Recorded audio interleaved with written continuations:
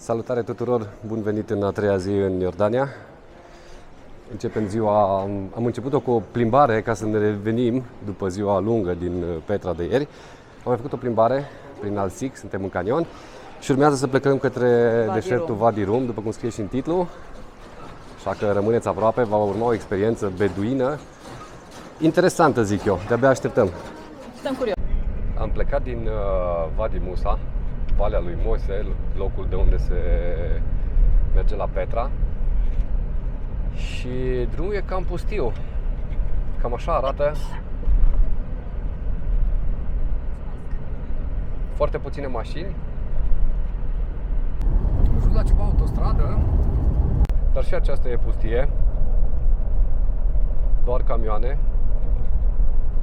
Poate să fie și noi, da, poate să fie și faptul că astăzi este vineri, ziua de vineri, iar în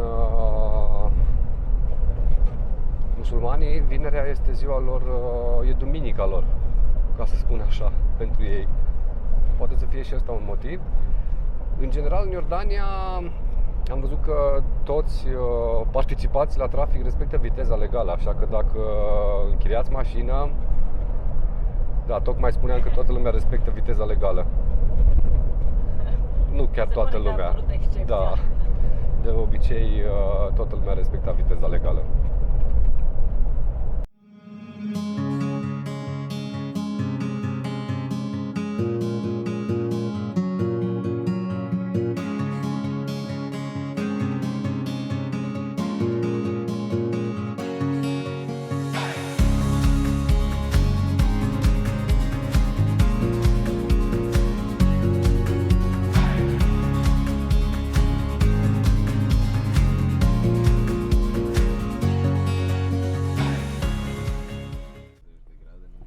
Știi că ai ajuns în deșert când mașina îți arată 37 de grade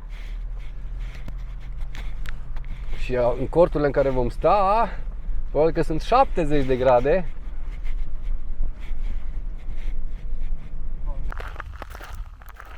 Am ajuns în deșert.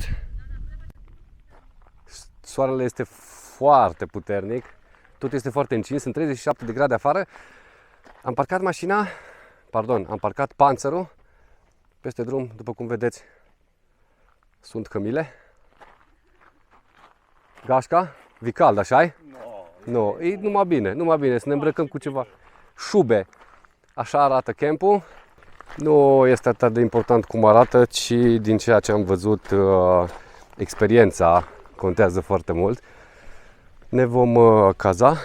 Haideți să vă arăt și să văd și eu în același timp cum arată. Ele sunt gazdele noastre.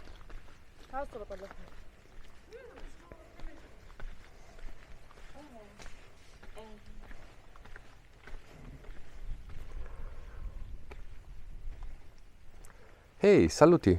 Tu ai intrat deja. Dar ce răcoare e aici față de afară. Avem climă. Avem climă. Și the view. Direct către desert. Cred că se va vedea foarte fain noaptea. Da, sigur. Avem baie. Nu sunt condiții de cort. Sunt condiții chiar foarte civilizate. Avem timp să facem un duș și să ne echipăm pentru tur. Da, ne pregătim pentru tur. Am ajuns în jurul orei 14. The camel? Yeah, for sure she wants. She wants also the camel. Just a little bit, I don't need... No, you can leave her for some hours in the desert. Ah, yes, probably. Începem turul. Gașca s-a îmbarcat în Casa Ardelele, în Suvuleț. Gazda noastră care pregătește ultimele detalii pentru tur.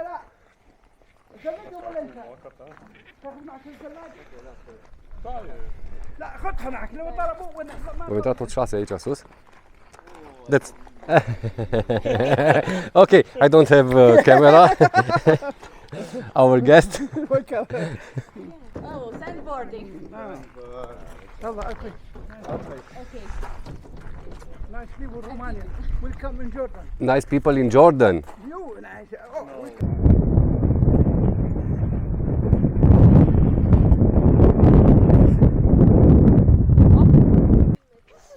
cald. În mașină nu se simte, sus pe platformă nu se simte așa de cald. El este Hussein, el este șoferul și ghidul nostru, cu el mergem. Super driver, the best one in the desert. It's possible. Nu știu dacă pot să-mi pun ochelari acum, da. Ba, Ok. very nice. Să fac și o poză.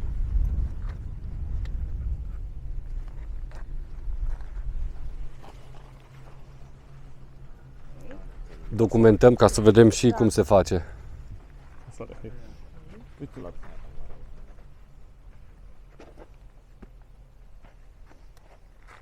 Aha.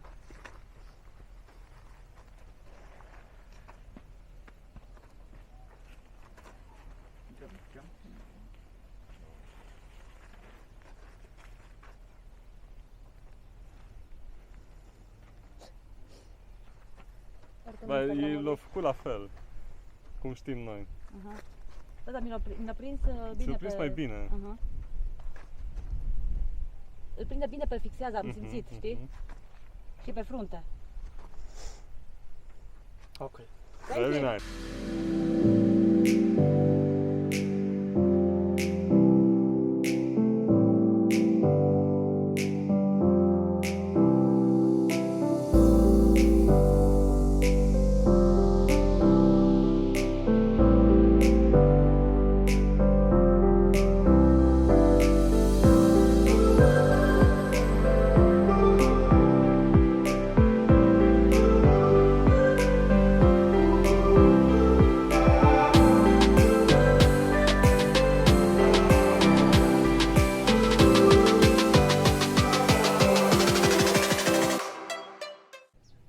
Gașca dornică de cățărare.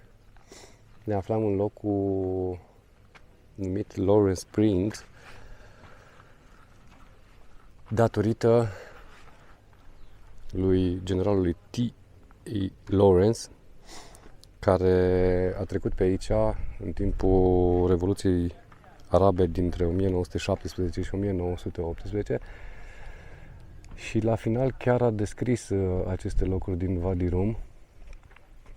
A scris și o carte, astfel încât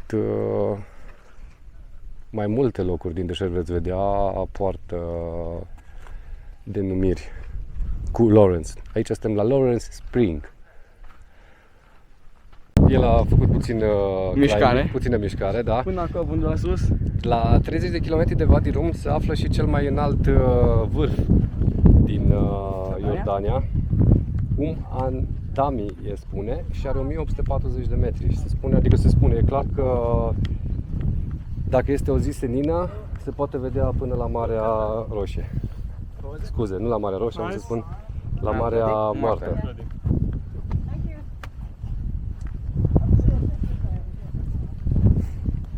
Bineînțeles că vă puteți bucura în deșert de o plimbare cu cămila. Beduini organizează această activitate. Este al doilea loc în care am văzut deja cămile. Vom încerca și noi o plimbare.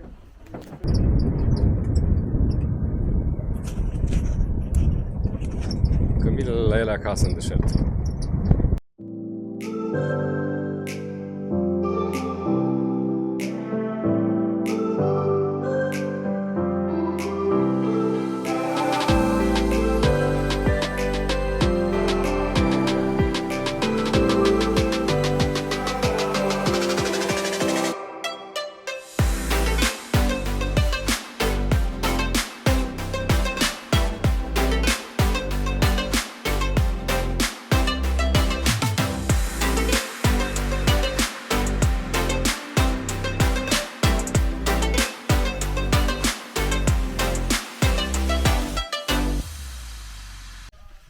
Acum arată chiar ca un deșert.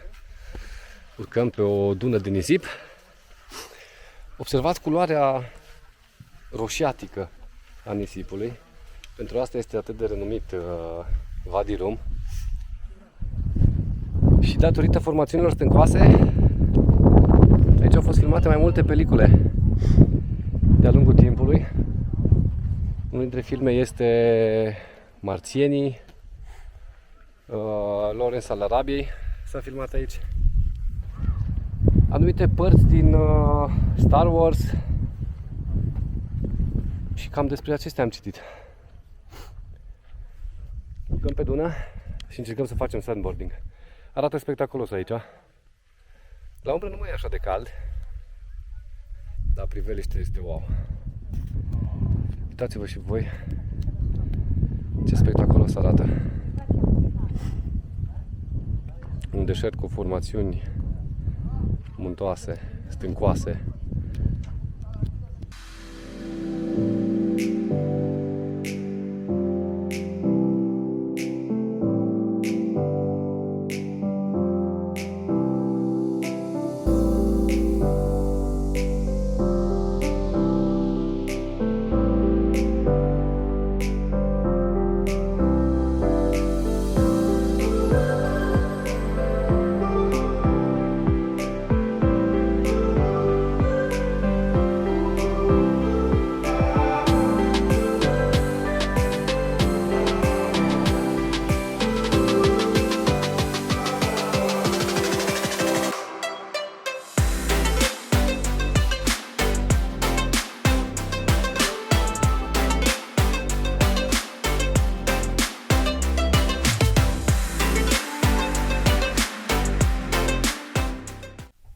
Este la canionul Cazali.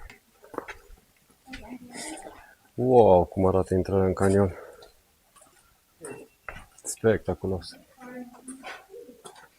E impresionant. Se pare că aici se strânge apa. Inscription family. Ah, Yeah. The woman and the man. Wow. Here. inscripțiile, Here. petroglifele. Yeah. Family.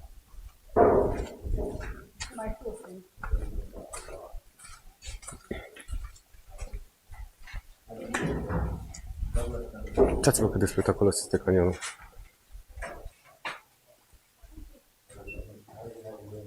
Am zis că la Petre e impresionant, dar și aici este spectaculos. Nu? Da. Da. Tamul. Inscription. Tamul. This is? E Tamul. petroglifele Tamol. Sunt petroglife, nu seroglife. Petroglife, scuze, nu hieroglife. Și pe sus, pe acolo, cum Peste sunt. piedă, da.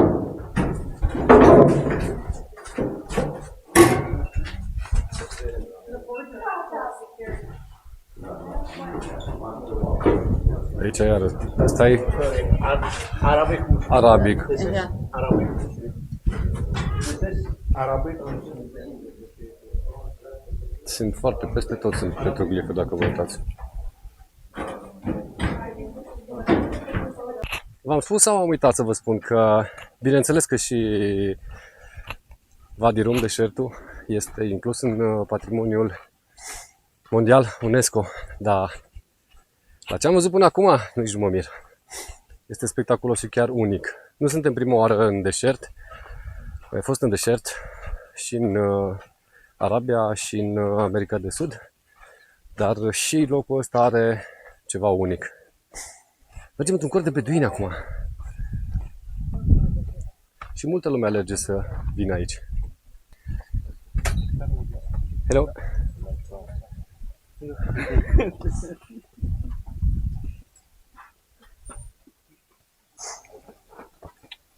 Ăsta e mai bun decât parfum.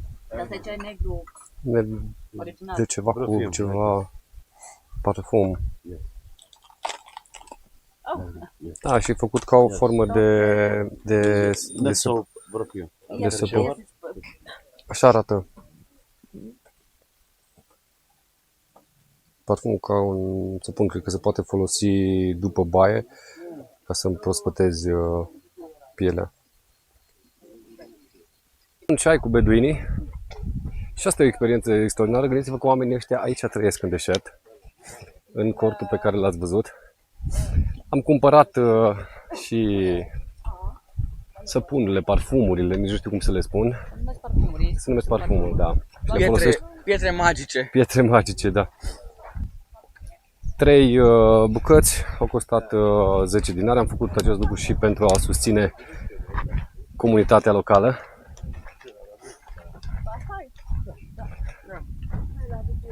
Continuăm plimbarea prin Wadi Rum. Aici.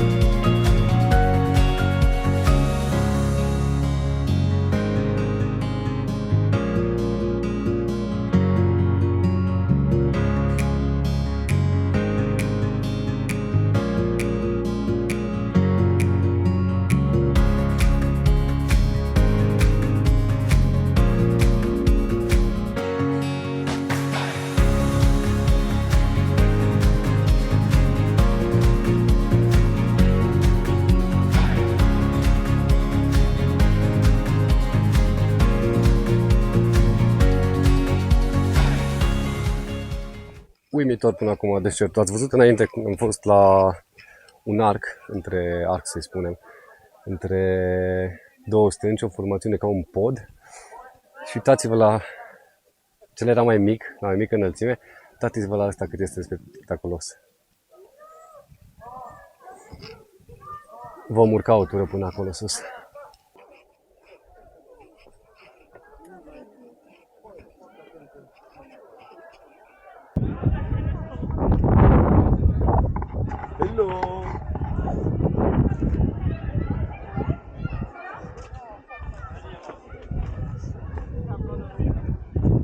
Doriți la mine. Vrei să se ia deodată? Nu?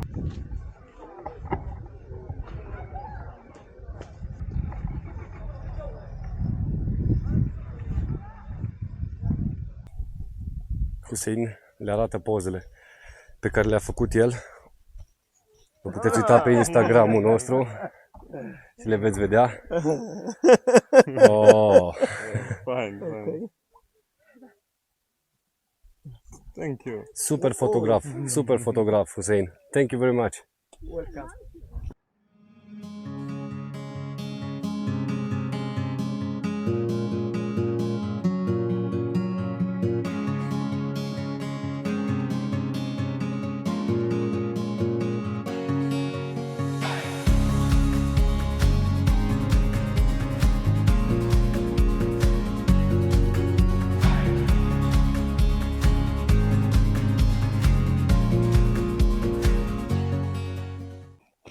Suntem pe viteză, că acum și apune soarele. Ceea ce vedeți în imagini este ceea ce a rămas din casa lui T.E. Lawrence, general. Cel care v-am spus între 1917 și 1918 la războiul arabic. Și v-am mai spus că sunt mai multe locuri în Wadi Rum. Lawrence Spring, Lawrence House. Care au în cinstea lui. Da, în cinstea lui au primit acest nume. O scurtă cățărare. Nu că nu ne-am fi cățărat astăzi.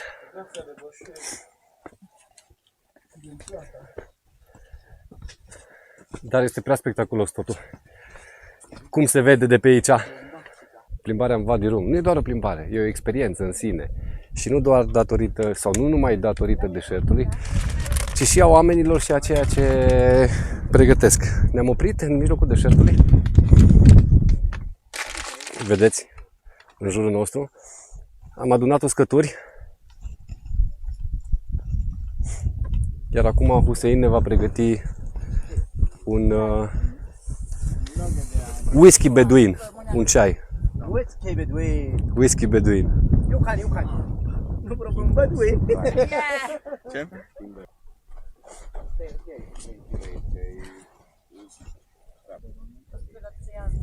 Ai jucat la niciodată? Înghețat.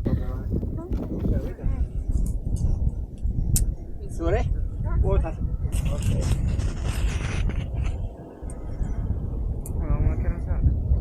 Thank you. We thank you. Și Hussein ne pregătește un ceai. În mijlocul deșertului. Nu m-aș fi gândit. Dacă umbli repede cu el. Sugar.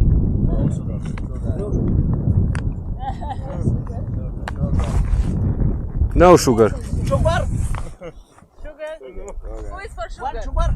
Cine vrea zahăr? Zahăr. Dați eu unul.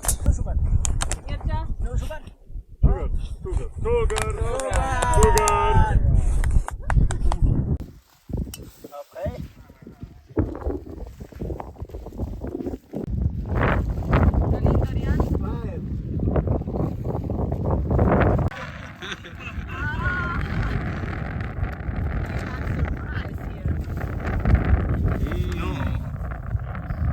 Hussein a mutat 4 persoane înăuntru. Bănuiesc că va urma puțin drift. The guys here. Să-mi ții, te rog, papuci. Bye! We up.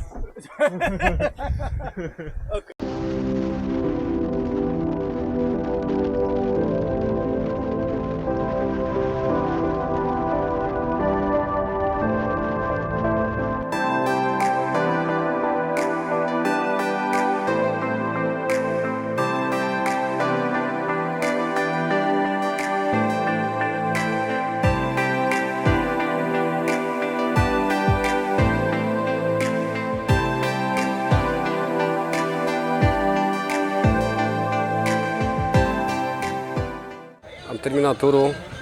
Turul prin Wadi Rum. Da, era prea noapte ca să mai filmăm ceva. Acum ne-am întors la cazare, urmează cina. Să luăm cina. Chiar sunt curios Tipic, ce... mâncare tipic beduină. Deșertică. Mâncare deșertică. Care se presupune că ar fi gătită într-un...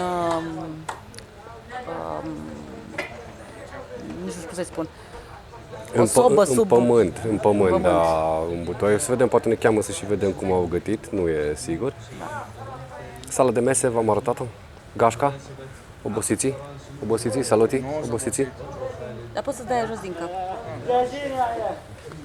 Vi foame sau nu vi foame? So, my friend, now go outside, we see, make the food in the ground, yeah? Hai! Perfect. Acum ni se arată cum cum să facem mâncarea. V-am spus că așa gătesc mâncarea. Deci este o chestie înconjurată de... Da, scărămizi, nu e încălzită deloc. Probabil că focul e undeva sub. Dar miros emană. Da, posibil să fie, nu simt, nu-mi dau seama. Am simțit un miros ceva de... Și acum se descoperă cina. Hai să venim mai încoace.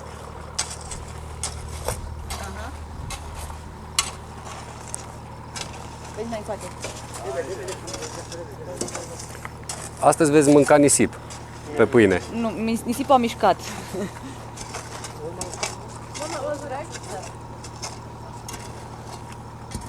Toată lumea e curioasă.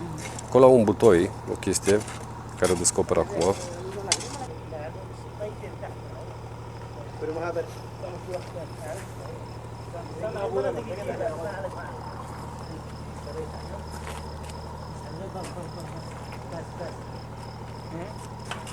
Am spus că este un butoi, așa.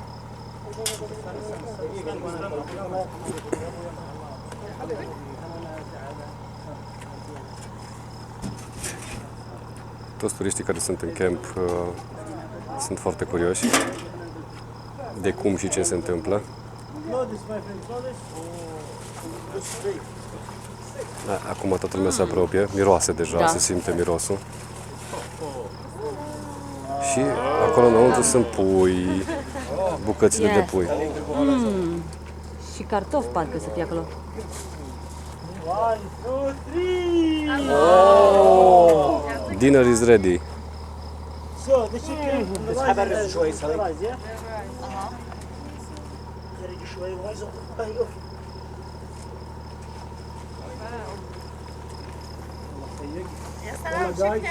See you tomorrow. You can't live with us. Don't leave us. Mergem în sala de mese să vedem cum arată. Înapoi să mâncăm. Înapoi să mâncăm. La toată lumea e foame astăzi. Nu m-am uitat să văd câți pași am făcut astăzi, când am zis că e o zi ușoară. 20.000. La zice că are 20.000. Eu am numai 17.000, probabil pentru că am pași mai mari. Aici au pregătit mâncarea.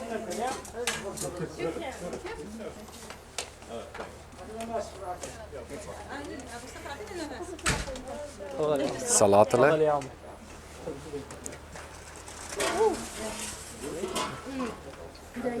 Cartofi. Ceva salate. Ia, și ceva supă.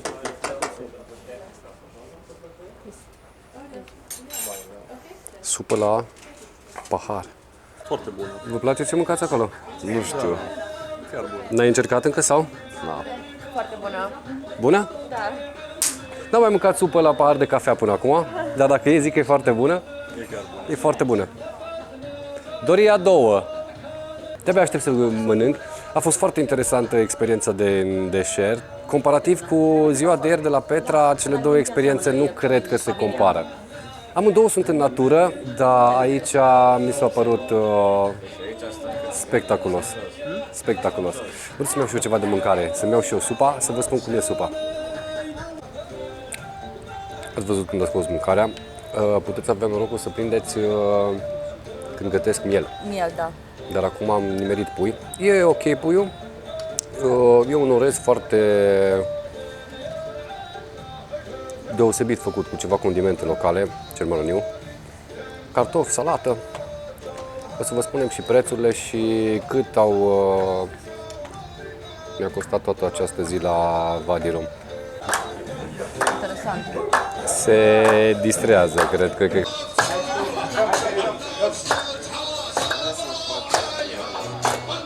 Toată lumea la dans.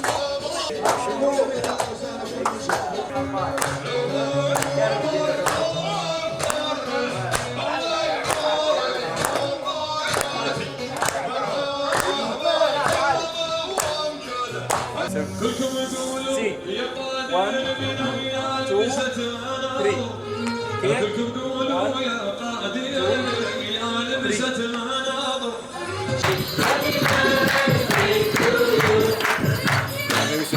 3.